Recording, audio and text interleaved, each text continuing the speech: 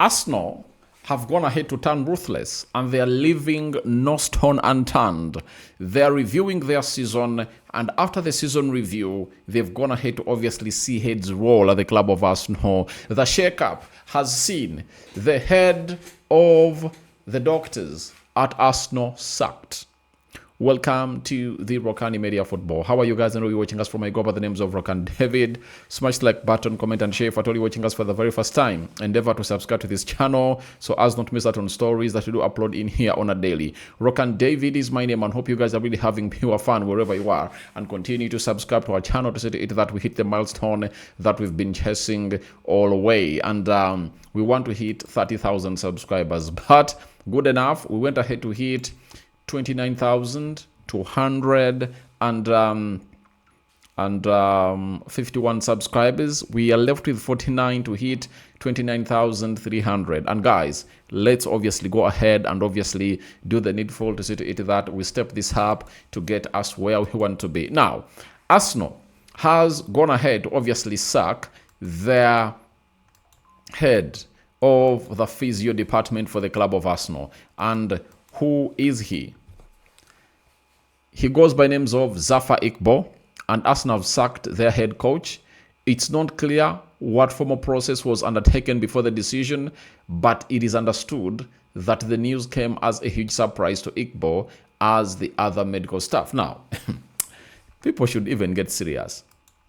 Why would this news come in as a surprise to the doctor? Yet Arsenal's season has been characterized with injuries. Let me tell you, if you've been following up on the season of Arsenal, it has really looked very, very, very terrible. I tell you, it has looked very, very, very terrible. And let me tell you, the outfield players of Arsenal that I think never really got injured, I think it's only David Raya. But when you talk about Julian Timber, you know how he has been injured. Talk of Ben White, you know how he has been injured. You talk of Hinkapie, Ricardo Carafiori, you know that very well. Gabriel Magalhaes, and I think he got injured when he was at Brazil. Then Saliba too, you know he was injured. Rice, I think Rice was injured a little bit, but he recovered quickly enough. Merino was injured. I think it's Zubimendi who never went ahead, obviously, get injured. Odegaard got injured. Kai Havertz got injured. Nogard got injured at a certain point. Saka, on and off he came on and then went back to and fro. Not all that great. Noni Madueke also got injured.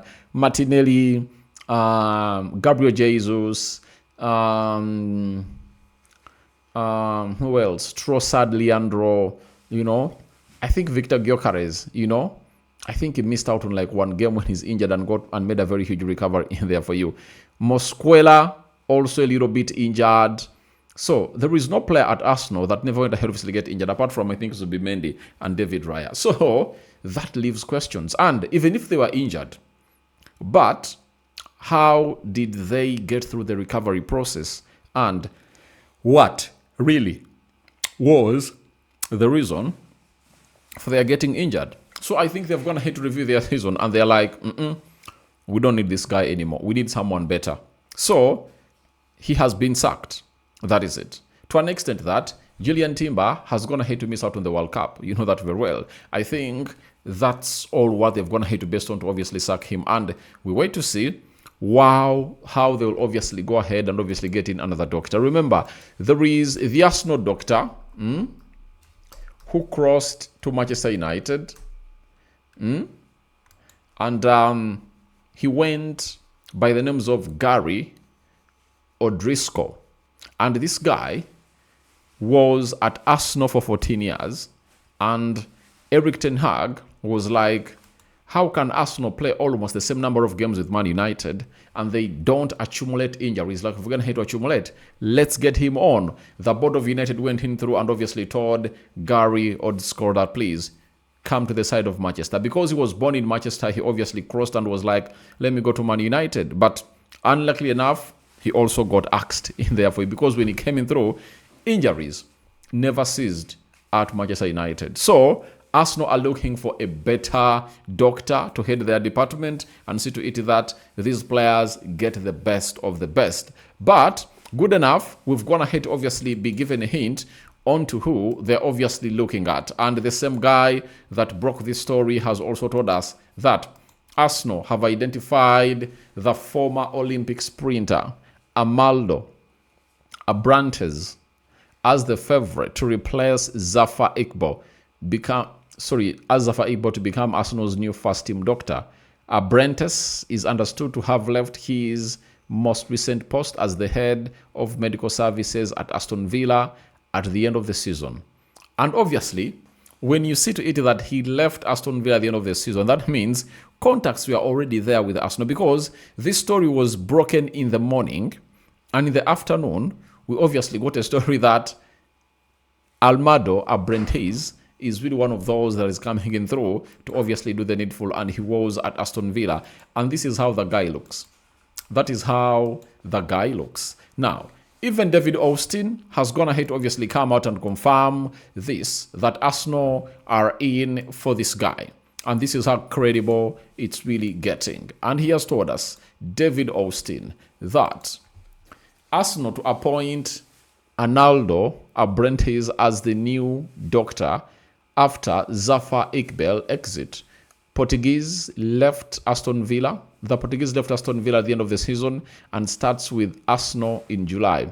Follows two physios making same move recently. Aston Villa replacement secured in there for you. So Aston Villa have already gone ahead of secure the replacement in there for you. So that's all about Arsenal for you, and they are trying to obviously improve their physio side to see to it that it matches the levels of going to compete for to compete at four fronts, because last season Arsenal put out a very huge case.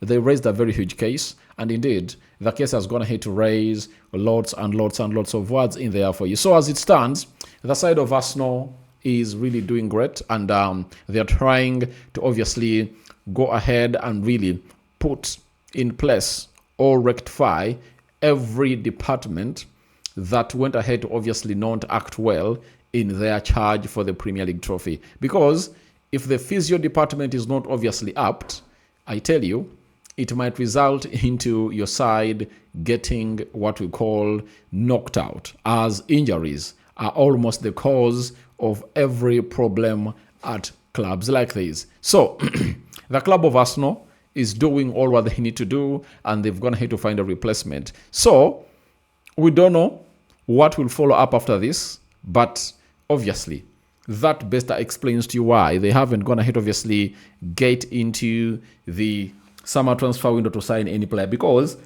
all they needed was get in a certified physio, that is it, such that he conducts what you call the medicals for these players, because they wouldn't like these doctors who are not really the head to obviously go ahead and lead the medicals for the players they're obviously going to be bringing in. So all what they are going to do is simple. They want to find themselves in a proper position to put in a very huge shift for the side of Arsenal. And obviously, this guy is out and another one is in. Sacking him was a solution to what Arsenal thought was one of the reasons as to why they really didn't do the needful. I know many people are like, but they won the league and played in the final. But I tell you, at a certain point X, Arsenal would have gone ahead to miss out on the league because of the injuries they really went ahead to get. You understand?